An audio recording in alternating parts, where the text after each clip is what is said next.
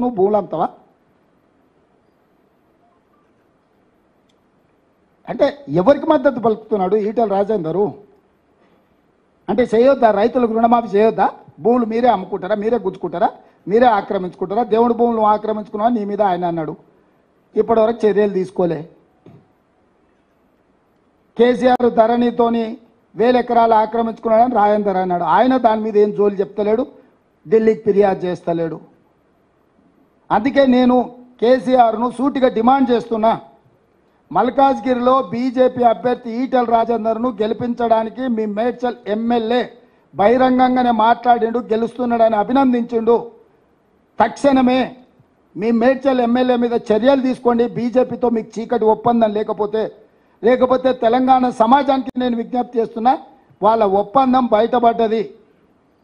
అమాయకంగానో అత్యుత్సాహంగానో Medchal MLA ఉన్నట్టు చెప్పిండు, కుండ వలగొట్టిండు. ఇక కేసీఆర్ కేటీఆర్ గుండు వలగొట్టుడే మిగిలింది తెలంగాణ సమాజంలో. పోయిందని నేను మా అధికారులు అడిగితే వాళ్ళకి అధికారికంగా కనెక్షనే లేదు సార్, వాళ్ళు జనరేటర్ మీద ఉన్నారు, ఆ పొట్టైన జనరేటర్ల కట్టబెట్టినట్టు ఆగింది సార్ అని మా అధికారులు చెప్పాను. మరుక్షణం నేను విచారణకు ఆదేశించిన. సూర్యాపేట అట్లట్ల కరెంటు పోయిందని అడిగితే అసలు దాని కరెంటు కనెక్షన్ లేదని చెప్పారు. అంటే ఒక 10 ఏళ్ళు ముఖ్యమంత్రిగా పనిచేసి ఈరోజు ప్రధాన ప్రతిపక్ష నాయకుడు ఉన్న కేసీఆర్కి ఇంత అసహనం, ఇన్ని అబద్ధాలు ఎందుకు? ఏం కొట్టుకపోయింది? ఏం మునిగిపోయింది? ఏం అధికారం లేకపోతే సస్తమా? ఏమవుతుందా? ఊపిరాకి చచ్చిపోతావు?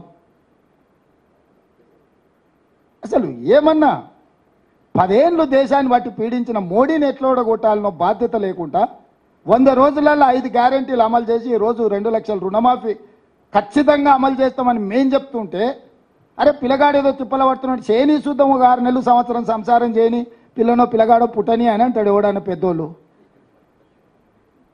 కడపకాడ అడ్డం పట్టుకున్నట్టుంది నా వ్యవహారం. ఏంది జరగవద్దు, ఏంది ఉండొద్దు,